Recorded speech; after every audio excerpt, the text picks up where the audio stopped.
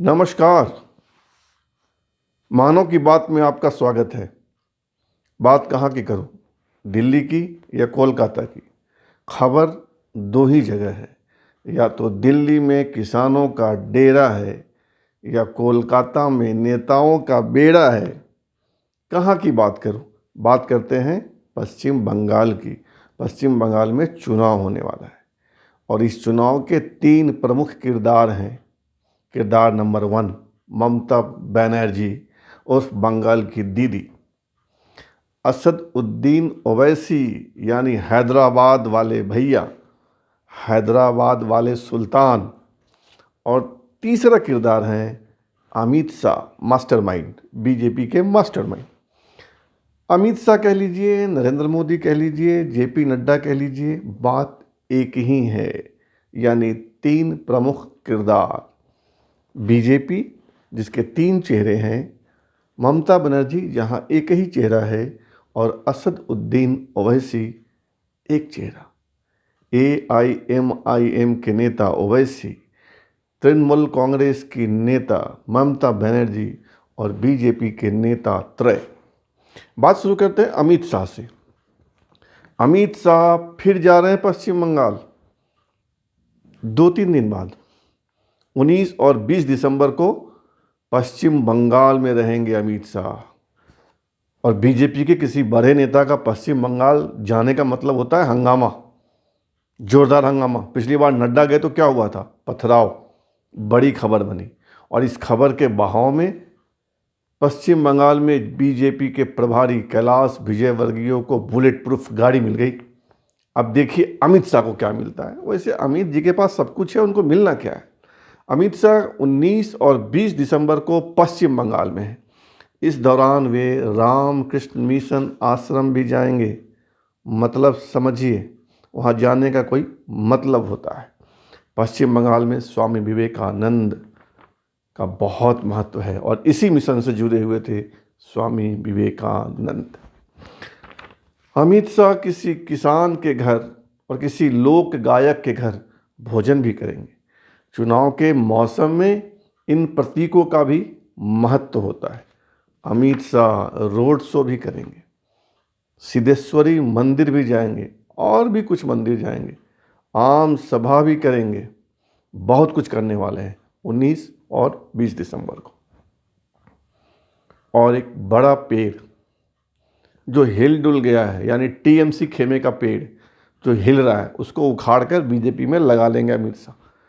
समझ में नहीं आया तो अब समझिए। शुभेंदु अधिकारी जो TMC के बड़े नेता हैं, कल तक मंत्री थे, मंत्री पद से इस्तीफा पहले ही दे दिया और आज उन्होंने विधायक के पद से भी इस्तीफा दे दिया।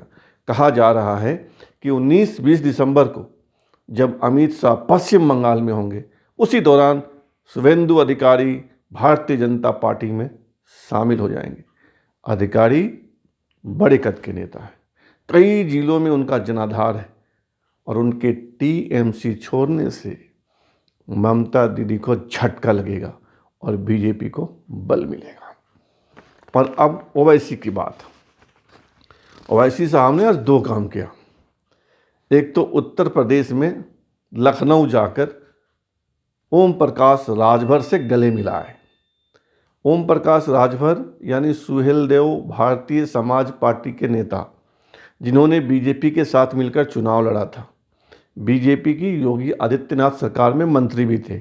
फिर खटपट हुआ और बीजेपी ने उनको निकाल बाहर किया, यानी गठबंधन से बाहर कर दिया। अब वे मंत्री नहीं हैं, उनकी पार्टी है और अपनी पार्टी के इकलौते विधायक हैं। असदुद्दीन ओवैसी का उनसे मिलना मायने रखता है। ओवैसी लखनऊ जाकर शिवपाल यादव की प्रशंसा भी कर आए, भूरी भूरी प्रशंसा कि यादव जी, शिवपाल यादव बड़े नेता हैं। छोटे दलों को मिलाकर यूपी में गठबंधन बनाकर ओवैसी बड़ा खेल करना चाहते हैं। वैसे बात तो यह भी चल रही है कि उनका तालमेल BSP से भी होगा, बहुजन समाज पार्टी यानी मायावती की पार्टी। ओवैसी ने एक काम और किया। आज उन्होंने ट्विटर के जरिए ममता बनर्जी को जवाब दिया। ममता बनर्जी ने अपनी एक सभा में कहा था कि हैदराबाद का जो बाहरी आदमी है वो पश्चिम बंगाल आकर मुसलमानों के वोटों को बांटना चाहता है और वह बीजेपी से पैसे लेता है इसके बदले, यानी बीजेपी का एजेंट कहा था ममता बनर्जी ने। आज उसका जवाब दिया ओवैसी ने कहा कि दुनिया में किसी के पास इतना पैसा नहीं है जो ओवैसी को खरीद सके। उन्होंने कहा कि ममता बनर्जी अपनी चिंता करे और मुसलमान कोई उनकी जागीर नहीं है, मुसलमान उनकी जागीर नहीं है, ये ओवैसी ने कहा, यानी ममता बनर्जी को कड़ा जवाब। इस देश में सबसे ज़्यादा मुस्लिम वोटर लक्षद्वीप में है, उसके बाद जम्मू कश्मीर में है, उसके बाद असम में है। परसेंटेज के हिसाब से, प्रतिशत के हिसाब से सबसे ज़्यादा मुसलमानों का प्रतिशत लक्षद्वीप में है 96-97%, जम्मू कश्मीर में 65% और असम में 32-33%।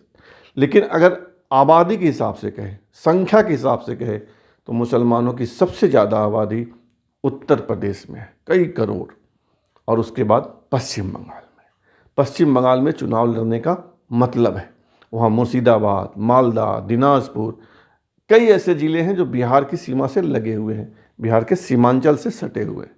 अभी सीमांचल की 5 सीटें ओवैसी की पार्टी ने जीत ली है, इसलिए ओवैसी को लग रहा है कि पश्चिम बंगाल की जो मुस्लिम बहुल सीटें हैं, जहाँ 50 से ज़्यादा प्रतिशत है उनका, या 40-45% है, उन 60-70 सीटों पर उनकी पार्टी कमाल कर सकती है।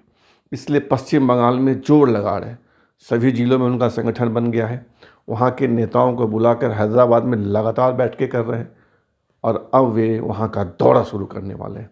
पश्चिम बंगाल की राजनीति बहुत दिलचस्प मोड़ पे पहुँच गई है। और अब ममता बनर्जी की बात करें, ममता दीदी को तो झटका दर झटका ही लग रहा है।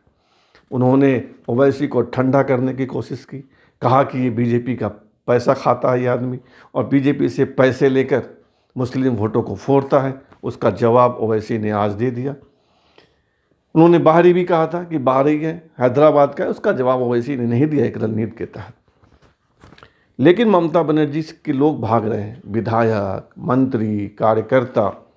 ममता ने इसका जवाब देने की कोशिश की थी, कुछ बीजेपी के लोग ले आए, कुछ AIM के लोग भी ले आए, लेकिन उनको जितनी संख्या में लोग छोड़कर जा रहे हैं उससे बहुत कम संख्या में और कमज़ोर लोग उनके पास आ रहे हैं।